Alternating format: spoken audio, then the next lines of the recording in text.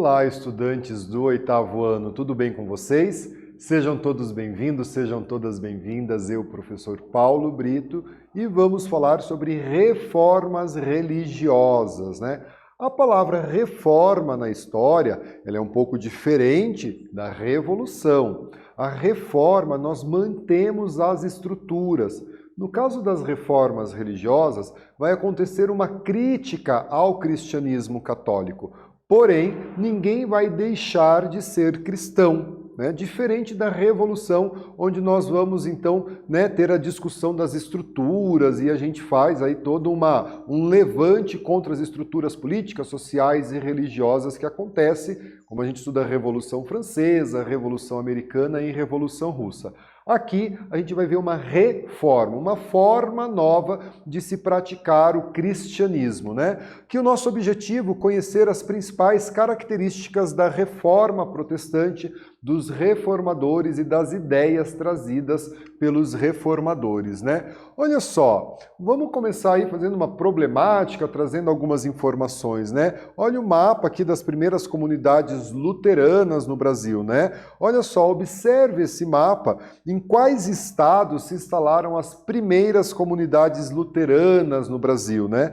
Você sabe qual foi o povo que trouxe o luteranismo para o Brasil? Então, a partir aí do destaque desses mapas, né, 2 estados da região sul, mais 2 estados ali da região sudeste do Brasil, né? Olha só, as primeiras comunidades luteranas no Brasil, elas vão se instalar em Nova Friburgo, no Rio de Janeiro, na própria cidade do Rio de Janeiro, em 1827, Santa Isabel, atual Domingo Martins, no Espírito Santo, Joinville, né, cidade próxima a Curitiba, capital do estado do Paraná, Blumenau, Santa Isabel, Três Forquilhas, Campo Bom, São Leopoldo. Então percebam, né, nas cidades do Rio Grande do Sul, nas cidades de Santa Catarina, do Espírito Santo e do Rio de Janeiro. E foram os imigrantes alemães que trouxeram a religiosidade luterana para o Brasil ali no século XIX, nessa primeira metade do século XIX, em algumas cidades aí na segunda metade do século XIX, né?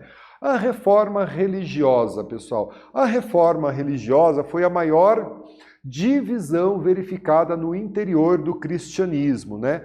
A reforma e o renascimento, que é um outro movimento, elas ocorreram no mesmo contexto histórico, né? Nesse rompimento da medievalidade com o mundo moderno e essas estruturas sendo questionadas, né? As estruturas de poder, as estruturas de trabalho, de organização social e, consequentemente, as estruturas religiosas também. E elas expressam as novas ideias desse homem, né? Desse homem moderno. Então, junto com a reforma religiosa, com o renascimento, nós temos o mercantilismo, o absolutismo e novas formas que o homem se apresenta aí na sua relação com o mundo. E por quais motivos será que ocorreram essas reformas religiosas, né?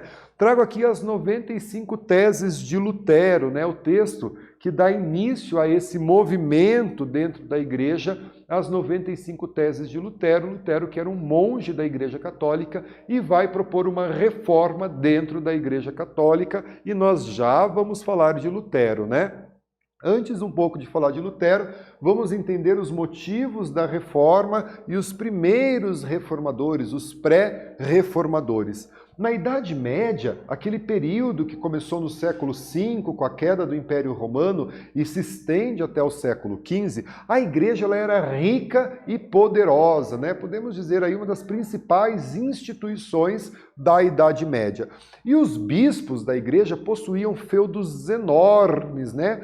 Tinham esse poder também territorial. O Papa, ele celebrava acordos políticos e interferia na escolha dos reis. Era o chamado para coroar esses reis. Então, essa aliança entre a Igreja Católica e esses reis durante o período da Idade Média e da transição para a modernidade.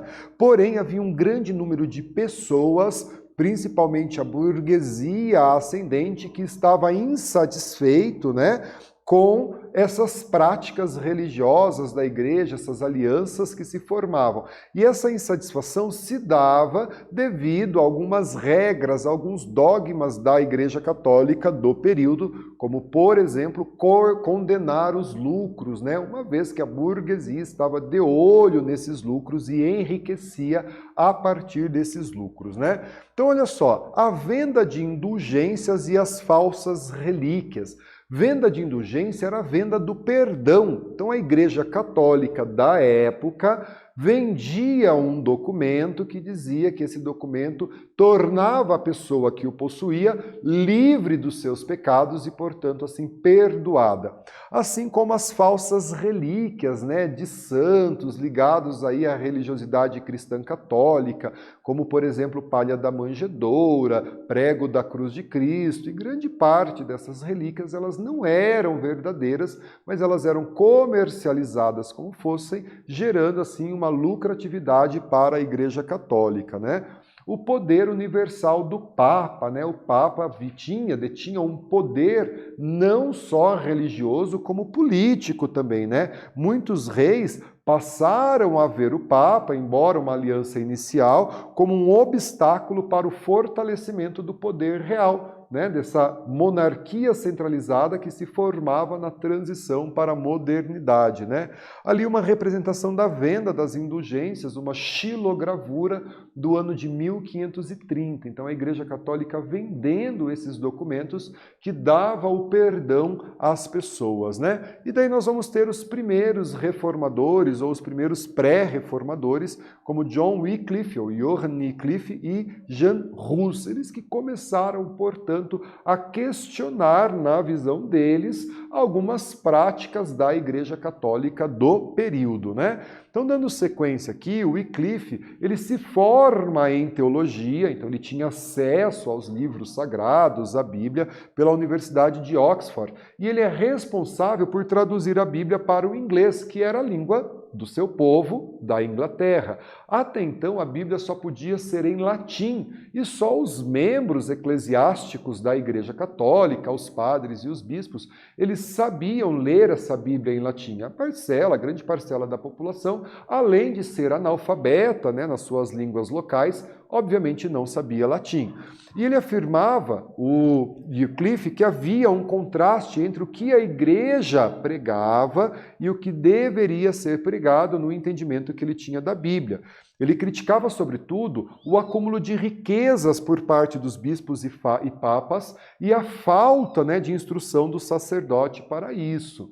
Então vejam, né, essas críticas começam a surgir dentro, né, do seio da Igreja Católica a partir de pessoas que tinham acesso à Bíblia e no seu entendimento aquilo que a Igreja pregava não estava de acordo com aquilo que de fato estava na Bíblia na visão dos pré-reformadores.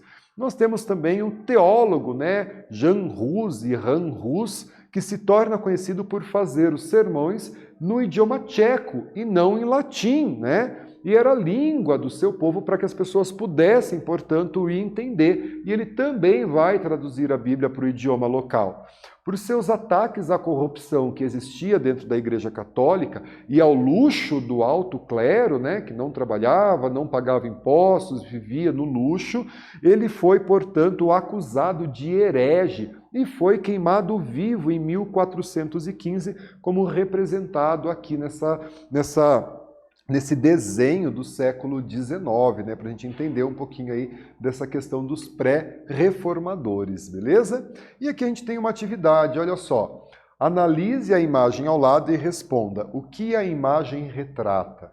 Quem são os personagens que estão envolvidos nessa imagem? Responda a atividade e a gente já faz a correção juntos.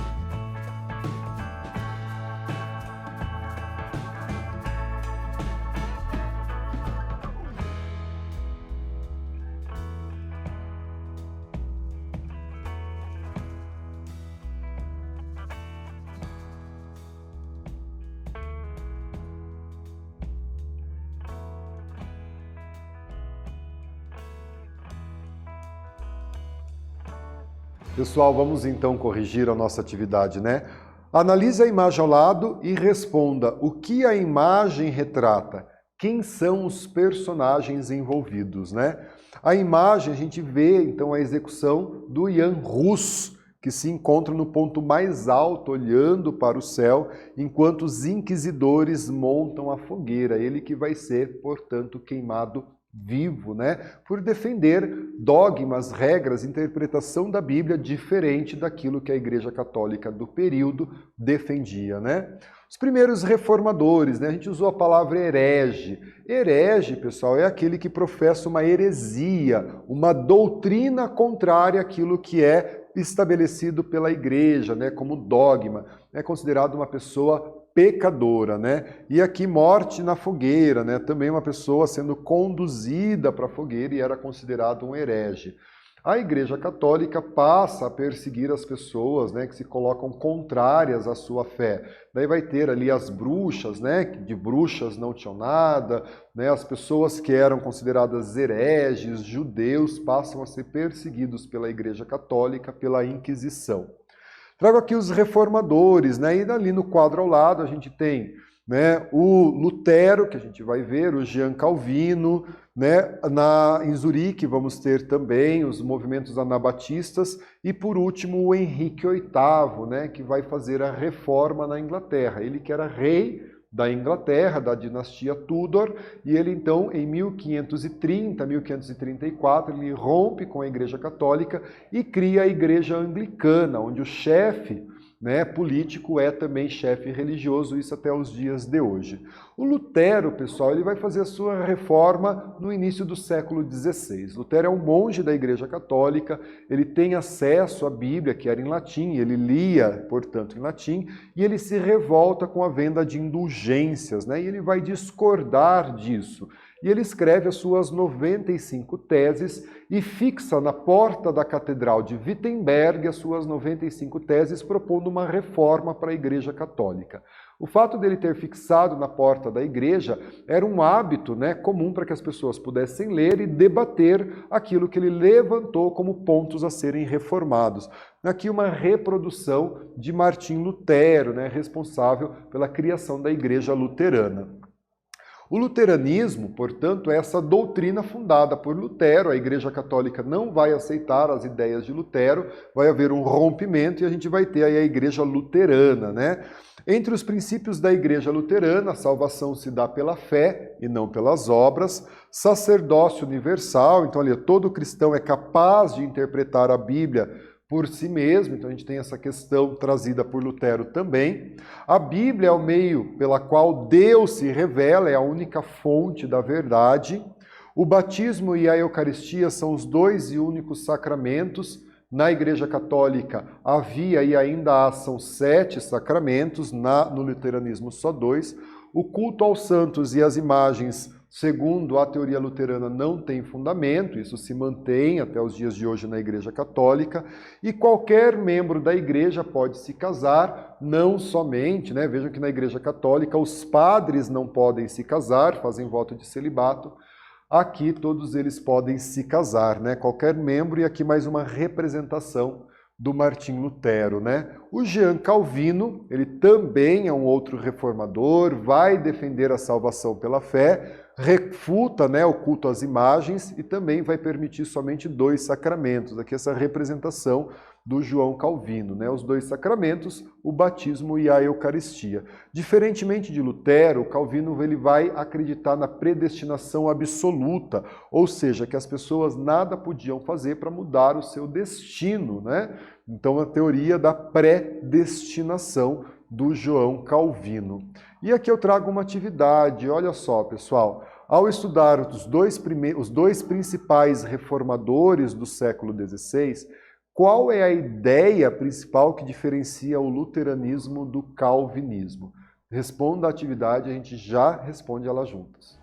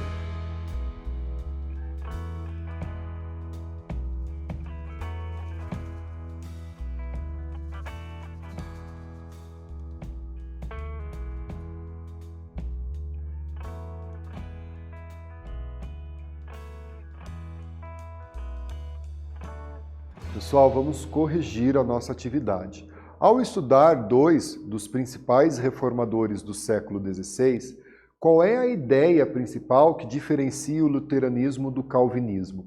Então vamos corrigir a nossa atividade, né? A principal diferença entre as ideias luteranas e as calvinistas está na crença de que para os calvinistas existe a teoria da predestinação. As duas têm muitas similaridades, né? Fazem aí a condenação ao culto ao santo, às imagens, né? A preservação de somente dois sacramentos, o batismo e a Eucaristia. Porém, tem essa diferença, né? Os calvinistas, eles defendem a teoria da predestinação. Fazendo uma retomada, né? A reforma protestante, ele foi, portanto, né? essa reforma na forma de ser cristão. Nós vamos manter o cristianismo, mas a ideia da reforma, diferente de uma revolução, é que você mantenha as estruturas. Então ninguém vai deixar de acreditar em Jesus Cristo, mas nós vamos acreditar em Jesus Cristo de uma outra forma. A Igreja Católica medieval, do início da Idade Moderna, ela era rica e poderosa e ela tinha algumas práticas, como a venda de indulgência, o comércio de relíquias sagradas, o celibato, né? Algumas práticas mantidas até os dias de hoje, como, por exemplo, né, o celibato, o culto aos santos e a infabilidade papal. E algumas dessas práticas foram motivos da reforma, né? Então algumas pessoas, né, os membros da igreja, como Wycliffe, Lutero, né, o próprio Jean Calvino, passam a questionar essas práticas da Igreja Católica. Martim Lutero faz a sua reforma na Alemanha, cria uma igreja chamada luterano, João Calvino cria a igreja calvinista com a teoria da predestinação, Henrique VIII, monarca inglês do século XVI, cria a igreja anglicana na Inglaterra, fazendo uma cisão do cristianismo cristão católico da Europa no século XVI. É importante a gente ressaltar, né, que devemos ter aí respeito por todas as religiosidades, né? Devemos praticar a tolerância religiosa e combater a intolerância religiosa, né? Devemos aceitar a fé e respeitar a fé de cristãos, muçulmanos, judeus, religiões afro-brasileiras. Todos devem ter o direito de professar a sua fé. Aqui estão as nossas referências de aula e eu agradeço a sua participação. Fiquem bem, se cuidem e até a próxima. Até mais!